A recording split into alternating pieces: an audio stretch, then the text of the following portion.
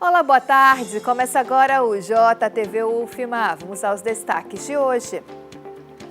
Maranhão é o terceiro estado com maior número de pessoas desaparecidas por dia.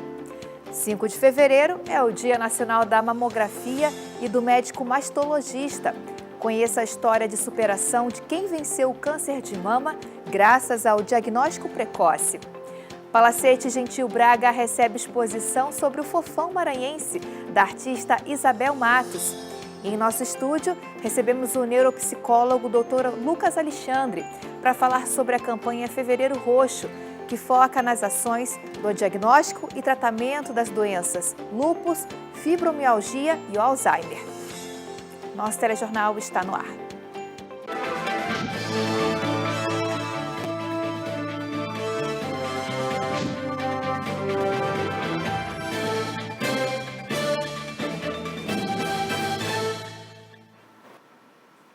Quinta-feira, 5 de fevereiro, vamos aos destaques de hoje com o Giro de Notícias.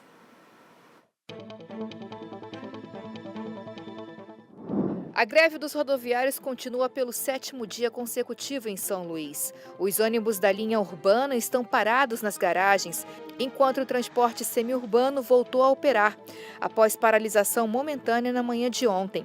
Os rodoviários reivindicam reajuste salarial de 12%, ticket de alimentação de R$ 1.500 e inclusão de dependentes em plano de saúde.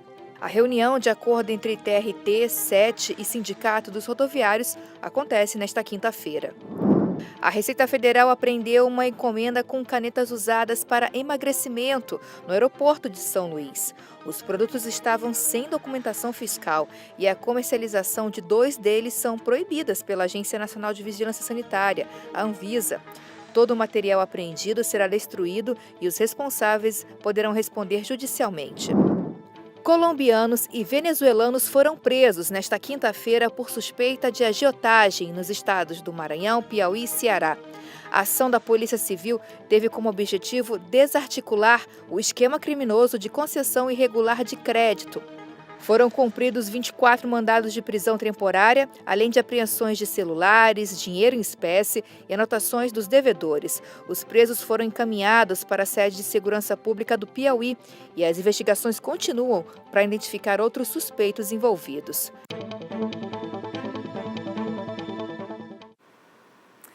O Maranhão é o estado que soma 3 desaparecimentos de pessoas por dia. Essa informação é do Ministério da Justiça e Segurança Pública e se refere à pesquisa feita no ano passado. Em 2026, o Maranhão começa o ano ganhando uma triste repercussão nacional. Já completou um mês o caso das crianças desaparecidas em Bacabal, município localizado a 240 quilômetros de São Luís. O desaparecimento dos irmãos em uma comunidade rural de Bacabal completou um mês.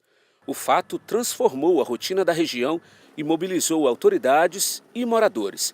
Apesar das buscas ininterruptas, o caso segue sem solução. Desde o início do desaparecimento, estão sendo feitos atos de investigação, atos de inteligência, atos formais desses procedimentos e está dando o devido andamento nesses 30 dias aí do desaparecimento das crianças. A área de buscas é marcada por vegetação fechada e terreno irregular, com trilhas de difícil acesso. Desde o início, uma grande operação foi montada envolvendo Polícia Civil, Polícia Militar, Corpo de Bombeiros e voluntários. O Exército e a Marinha também participaram. Diversos recursos foram utilizados nas ações de busca. Eu posso destacar, por exemplo, o uso de drones com câmeras térmicas, que foram feitos à noite. No Rio, a Marinha ela esteve utilizando o sonar e fez uma varredura ali por um perímetro considerado favorável e de interesse para as buscas em caso de afogamento e em que as crianças estivessem presas em galhadas de árvores que caem no leito do rio. O secretário de Segurança Pública do Maranhão se manifestou a respeito de uma denúncia de que os irmãos teriam sido vistos em São Paulo. Existe uma onda de fake news que atrapalha demais as investigações da Polícia Civil e também as buscas realizadas pela Polícia Militar e pelo Corpo de Bombeiros, e causam uma dor grandiosa à família que já passa por uma situação tão delicada. Esse caso é um caso considerado criminoso e as pessoas que publicam fake news, elas podem ser responsabilizadas judicialmente. Os irmãos Agatha e Alan desapareceram enquanto brincavam com o primo Anderson Cauã, de 8 anos, na comunidade quilombola São Sebastião dos Pretos, zona rural de Bacabal. O menino foi encontrado 3 dias depois, debilitado e desorientado por moradores em uma estrada próxima.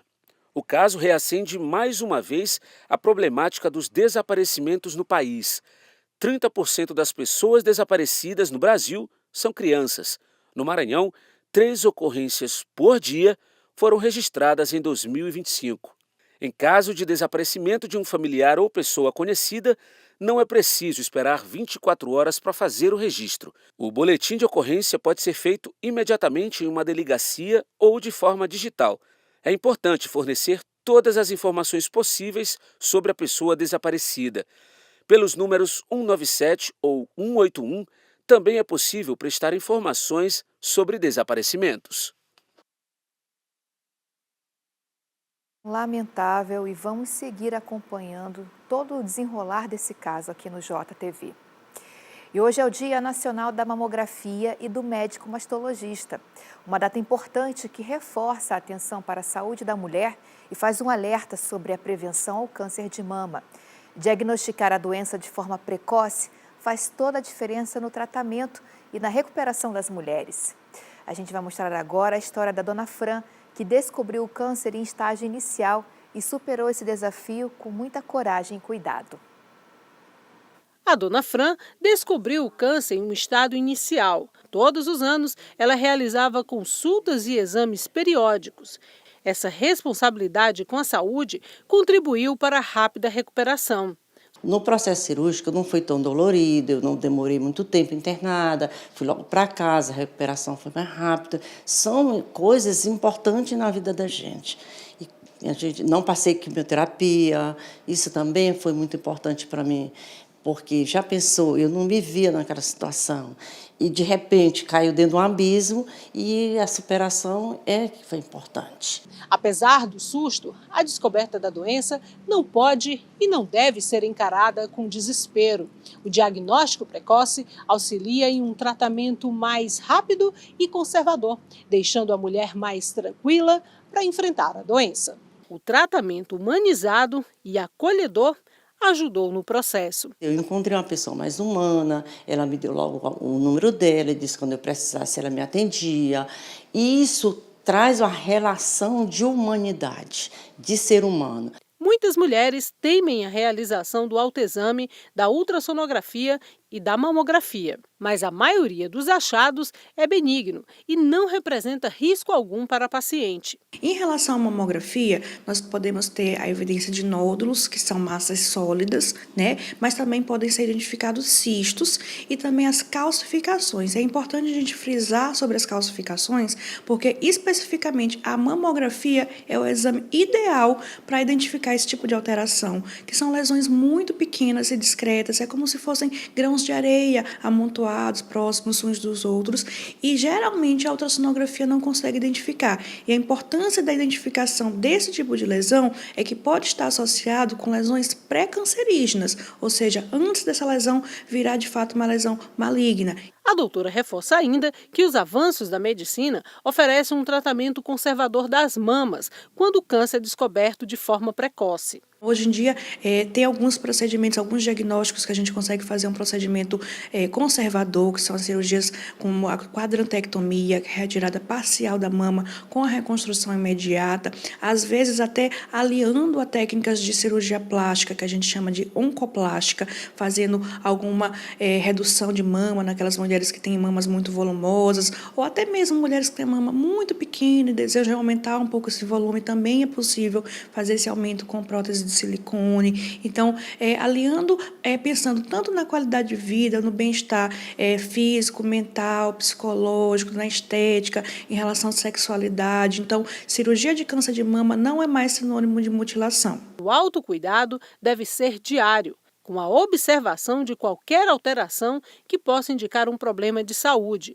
Mulheres olhando para o próprio corpo, valorizando o autocuidado. Pois é, esse autocuidado é fundamental. Agora vamos conhecer o trabalho de um profissional aqui de São Luís que resgata a autoestima de mulheres que venceram o câncer. O trabalho desse profissional, gente, é feito totalmente de graça e auxilia na reconstrução da mama.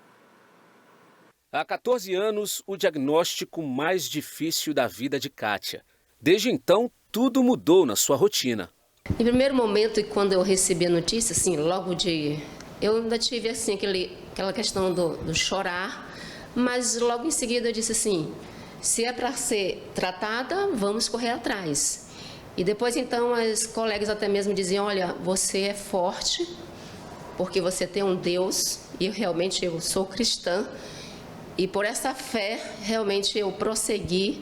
A fé no divino e a força de vontade ajudaram a técnica de enfermagem a passar por todos os processos dolorosos do tratamento contra o câncer. Apesar da resiliência, Kátia precisou assumir as próprias vulnerabilidades. Quando eu olhava no espelho, os cabelos realmente caindo, fiquei careca. Horrível foi aquele momento, assim. Mas depois disse assim, olha, mas os cabelos vão crescer. E então eu disse, vou enxugar as lágrimas e vou prosseguir. Uma das fases do tratamento foi a cirurgia plástica para a reconstrução da mama, que precisou ser retirada. Por si só, esse procedimento renovou a autoestima de Kátia, mas dava para melhorar ainda mais. Foi quando a paciente, recomendada por um médico especialista, encontrou o Jefferson, que é biomédico especialista em micropigmentação. O profissional realiza a técnica de reconstrução da areola mamária há 10 anos. Esse projeto ele surgiu pelo depoimento de algumas mulheres que já estavam fazendo procedimento comigo. Foi um dos primeiros trabalhos que eu tive aqui na área da estética em São Luís do Maranhão. E aí os depoimentos dela me tocaram muito, porque eu percebia que elas não se sentiam muito bem, tanto em frente aos espelhos, ou em frente aos seus esposos. E aí com isso eu acabei fazendo um projeto voltado trazendo a autoestima de todas essas mulheres maranhenses aqui na nossa clínica. A reconstrução da areola mamária é um método que utiliza como técnica a micropigmentação, que é a base da tatuagem. Só que nesse caso aqui, a ideia é restaurar a forma mais natural à mama de mulheres que precisaram fazer a mastectomia por conta do diagnóstico de câncer. É um procedimento que traz vantagens clínicas, mas mais do que isso, melhora a autoestima dessas mulheres. Essa tatuagem ela acontece da seguinte maneira, a gente consegue fazer de um passo a passo, mostrando o desenho realístico, o 3D, do jeito realmente que a cliente quer. Idêntico ao outro lado, se ela perdeu só um lado da mama, a gente faz o mesmo desenho de um lado, do mesmo jeito do outro. Se ela perdeu os dois complexos, a gente pede uma foto para identificar as colorações, que era a areola da nossa paciente, e a gente faz todo o complexo com esse desenho, que é a micropigmentação, que é a base da tatuagem. O projeto AME, liderado pelo Jefferson, realiza esse procedimento de forma gratuita para mulheres durante todo o ano. É uma missão, um propósito, sempre foi, depois que eu comecei a fazer esse projeto todo comigo, que é o projeto AME, então meu objetivo foi trazer realmente a autoestima das mulheres. E quando eu vejo elas felizes, eu fico também feliz. Uma olhada no espelho indica a satisfação de quem agora pode rir à vontade e com muito mais autoestima. Eu me sinto uma mulher assim, feliz, porque eu nunca achei que pudesse realmente novamente ver o mamilo, a auréola restaurada. Isso emociona a senhora? Isso traz uma carga emotiva para a senhora? Muito. Essa carga emotiva é assim, de uma autoestima realizada, né? Foi muito bom ter vindo o Dr. Jefferson e que eu possa agora dizer que eu tenho uma parte do corpo novamente restaurada. Parabéns ao Dr. Jefferson pelo trabalho. A seguir tem entrevista em nosso estúdio sobre a campanha Fevereiro Roxo. Vamos para o intervalo e voltamos já já.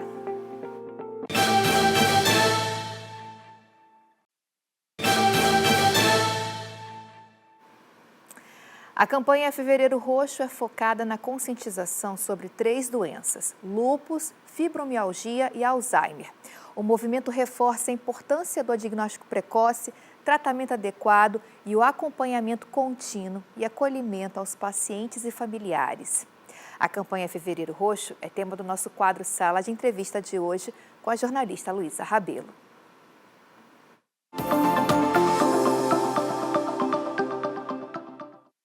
No Brasil, estima-se que cerca de 65 mil pessoas convivam com lúpus.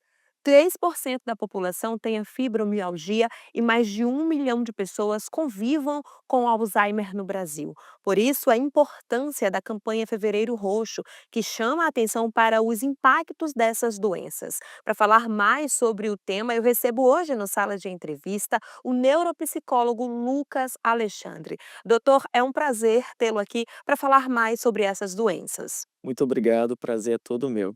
E aí, para a gente começar, eu queria saber quais são os principais impactos, tanto cognitivos quanto psicológicos, emocionais, nas vidas dessas pessoas. Bom, a princípio, afeta toda a questão cognitiva no sentido de memória, atenção, percepção, né? Então, tudo que engloba o sentido cognitivo é prejudicado, que a gente chama de névoa mental. E esse quadro está incluso tanto no diagnóstico de lúpus quanto no diagnóstico de fibromialgia. Então, é importante fazer uma avaliação de forma precoce para que tenha um tratamento mais adequado. E aí, muitos desses sintomas são invisíveis, e isso dificulta, por exemplo, a falta de informação, né? Quer dizer, aumenta a falta de informação, dificulta aí um diagnóstico mais preciso. Como é que é feito esse diagnóstico, então, para que a gente comece a entender? Então, vamos lá. O Fevereiro Roxo engloba fibromialgia, Alzheimer e o lúpus, né? A fibromialgia é uma doença completamente invisível, como o lúpus e o Alzheimer. Contudo, o lúpus a gente consegue ver em exames laboratoriais, exames visíveis. A fibromialgia não existe isso, né? Então, é um quadro clínico que é difícil de ser diagnosticado, mas a gente percebe pela classificação de sintomas. E o Alzheimer, normalmente comum em idosos, né, que apresentam déficits cognitivos. Então, assim, a ressonância magnética, que é um exame de imagem, pode ajudar a detectar, mas às vezes de forma tardia. Então, se você passar por um acompanhamento neuropsicológico, os testes eles conseguem pontuar de forma mais precoce, né, e assim a gente consegue ter uma avaliação melhor. A gente falou aí desse diagnóstico e eu falei agora há pouco da falta de informação. Então, como é que a falta de informação, ela pode sustentar aí esse preconceito e fazer com que essas pessoas sofram mais? Bom, a falta de informação leva a uma grande discriminação dessas pessoas. Os fibromialgicos, por exemplo, são pessoas que constantemente sofrem preconceito, porque como é algo que a gente não consegue mensurar, dimensionar, não dá para ver, então as pessoas taxam como frescura, como mentira, é exagero, né? E na verdade não. Então são pessoas que têm um linear de dor mínimo. Tudo incomoda, tudo dói, sem exagero. Isso ataca o sistema nervoso central, né? No caso do lúpus, é uma doença autoimune crônica. E todas essas doenças, as três, têm o quadro de ansiedade e depressão, né? Já está incluso no quadro de sintomas. Então, a falta de informação gera a falta de rede de apoio. E uma pessoa que não tem rede de apoio está mais vulnerável à piora dos sintomas, né? A piora de um quadro de ansiedade, a piora de depressão, enfim. Então, é importante buscar hoje nos meios, né, da tecnologia, nos canais de informação, ir atrás para poder dar o suporte para as pessoas que precisam. Você como médico, quais sintomas você destacaria de alerta para que as pessoas procurem então acompanhamento? Sintomas iniciais aí dessas 3 doenças. Bom, no caso da fibromialgia e lúpus, dor crônica, uma dor que passa mais de 3 meses, né? Uma dor que o remédio não está funcionando já chama atenção. Névoa mental, uma pessoa que está tendo esquecimentos constantes, que está tendo muitos déficits atencionais, né? No caso dos idosos, a questão do Alzheimer já pode chamar mais atenção. Então, assim, se você desconfia que o seu familiar, algum parente, pode apresentar um desses sintomas, é importante buscar uma ajuda profissional. E no contexto do Fevereiro Roxo, doutor, qual é a mensagem que vocês querem passar? A mensagem que eu gostaria de passar é que toda dor invisível, ela importa para o paciente. Que a gente não diminua, que a gente não invalide essa dor. É importante o acolhimento, né? Todo o acolhimento, o ouvir, o cuidado, se importar com a dor do outro. É importante a gente mostrar esse afeto, porque tudo que uma pessoa dessa quer é se sentir importante, se sentir acolhida, né? Então não invalide uma dor que para você é invisível. É isso, doutor. Obrigada por suas explicações. A gente deseja aqui que as pessoas entendam melhor dessas doenças, né? Para que esse preconceito de fato cada vez mais seja menor e que essas pessoas tenham esse acolhimento que você tanto falou. Muito obrigada por suas explicações. Eu agradeço, fico feliz por isso e vamos construir, né, cada vez um mundo melhor. Obrigada, doutor. Eu conversei com o doutor Lucas Alexandre, ele que é neuropsicólogo e trouxe mais informações sobre o Fevereiro Roxo. Ana, eu volto com você. Obrigada, Luísa. Obrigada ao Dr. Lucas Alexandre. Parabéns pelo trabalho. Bom, e está em cartaz no Palacete Gentil Braga uma exposição sobre o fofão maranhense. Vamos saber mais.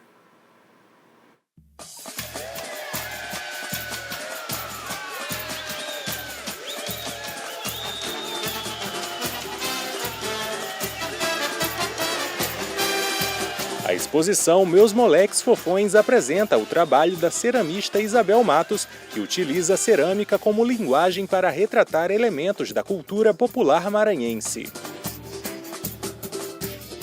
As obras são produzidas em barro e têm como base memórias pessoais, vivências familiares e costumes do interior do estado.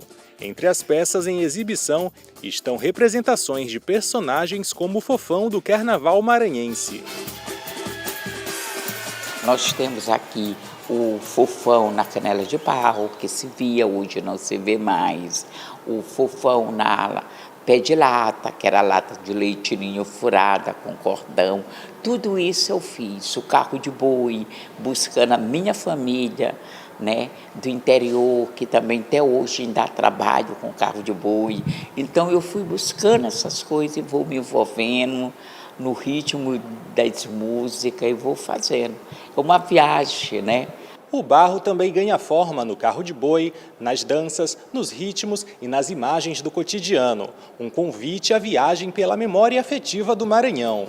Aberta ao público no Palacete Gentil Braga, a exposição convida os visitantes a conhecerem mais sobre as referências culturais presentes nas obras e a refletirem sobre a importância da preservação das tradições populares maranhenses. Que tenha mais respeito pela cultura, que tenha mais incentivo de se manter.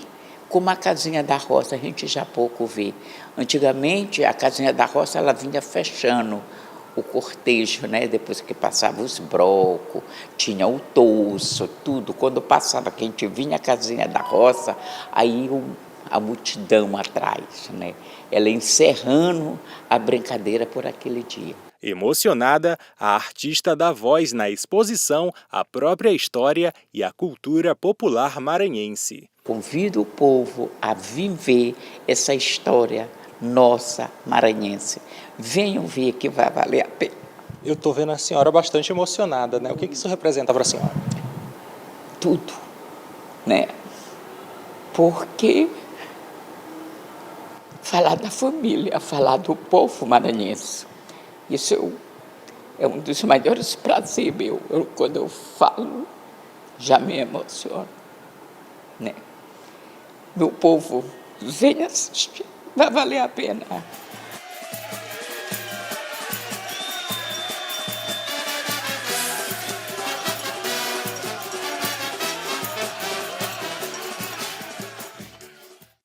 Que lindo depoimento. Parabéns à artista Isabel Matos. Só lembrando que essa exposição fica em cartaz até o dia 27 deste mês, das 8 horas da manhã até as 2 da tarde, no Palacete Gentil Braga, na Rua Grande, centro de São Luís. Vale a pena conferir. E hoje à noite tem o baile da Corte Momesca de São Luís, a partir das 7h30, na Casa Barrica. O evento vai escolher o rei, a rainha e as princesas do Carnaval de São Luís. A programação vem recheada com várias atrações, com banda Argumento, Mara Bloco e show do Bicho Terra. Não perca! E agora uma última notícia. O Tribunal Regional do Trabalho determinou o fim da greve de ônibus na capital. Após uma reunião realizada no fim da manhã de hoje, o tribunal concedeu um reajuste de 5,5% aos rodoviários. E o nosso telejornal termina por aqui. Mas você de casa pode rever nossas reportagens e entrevistas no YouTube e no Instagram da TV UFMA. Acompanhe também o resumo do nosso telejornal no programa Destaques, JTV UFMA às 18 horas. Uma ótima quinta-feira para você.